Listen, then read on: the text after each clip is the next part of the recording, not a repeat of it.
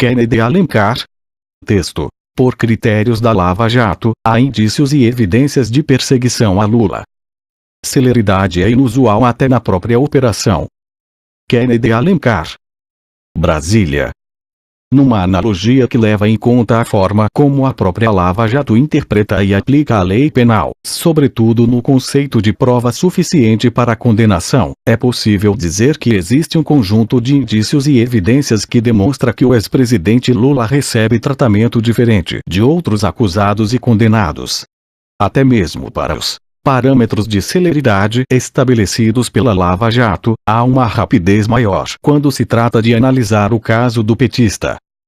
Essa é uma das razões que levam parte significativa da comunidade jurídica, especialmente uma parcela de advogados e professores de direito, a considerar que ocorre uma perseguição judicial a Lula, como se a prisão do ex-presidente fosse um troféu para a Lava Jato em geral e o juiz Sérgio Moro em particular.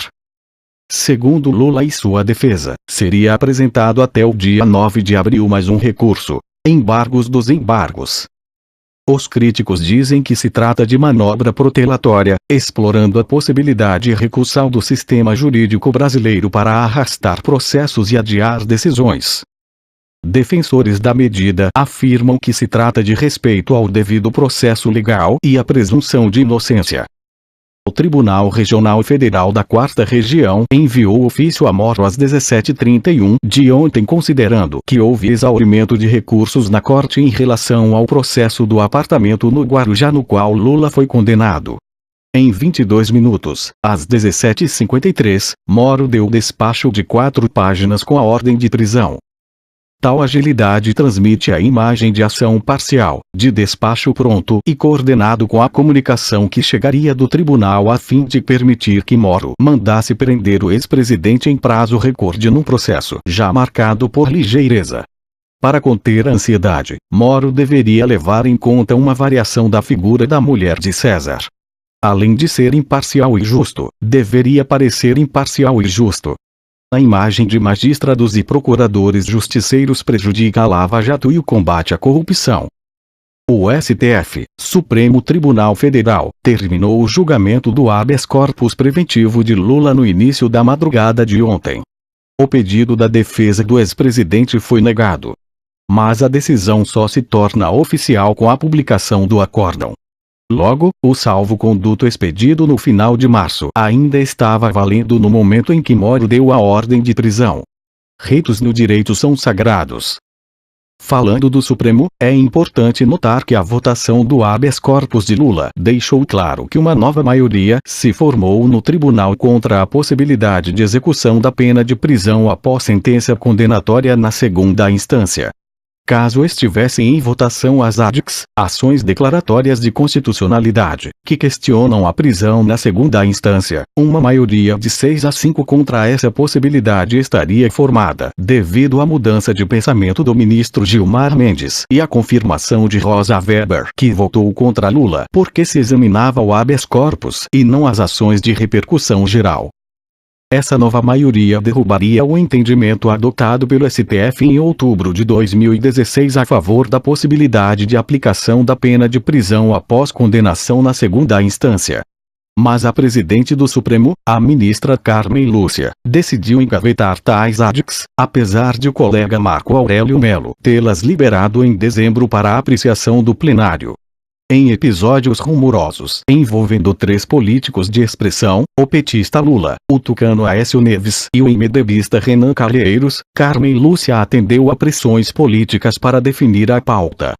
Nesses casos, a presidente do STF beneficiou Aécio e Renan e prejudicou Lula. Em entrevista ontem, o ministro Gilmar Mendes disse que a manipulação da pauta do STF não pode acontecer.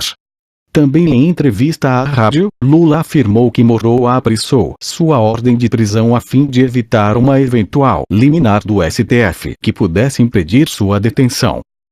No abaixo-assinado entregue por juízes e procuradores a favor da manutenção da possibilidade de aplicar a pena de prisão após condenação em segunda instância, há um trecho que fala das provas ao analisar a presunção de inocência.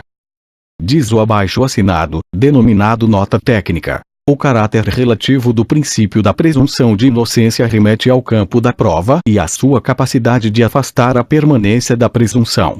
Há, assim, distinção entre a relativização da presunção de inocência, sem prova, que é inconstitucional, e, com prova, constitucional, baseada em dedução de fatos suportados ainda que por mínima atividade probatória. Disso decorre que não é necessária a reunião de determinada quantidade de provas para a região autônoma mitigar os efeitos da presunção de inocência frente aos bens jurídicos superiores da sociedade, a fim de persuadir o julgador acerca de decreto de medidas cautelares, por exemplo. Bastando, nesse caso, somente indícios, pois o direito à presunção de inocência não permite calibrar a maior ou menor abundância das provas. Voltando ao processo do apartamento no Guarujá, 3 desembargadores do TRF, 4 confirmaram por unanimidade a decisão de primeira instância do juiz Sérgio Moro, mas elevaram a pena de prisão para 12 anos e 1 mês dosimetria para impedir a prescrição.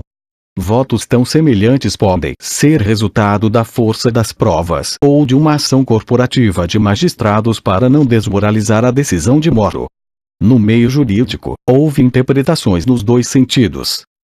Aplicados os critérios utilizados pela Lava Jato nesse processo, há evidências e indícios de seletividade na análise do caso de Lula. Boa parte da comunidade jurídica do país pensa assim. A história julgará com menos paixão as passagens e os personagens, maiores e menores, desse grave momento da vida brasileira.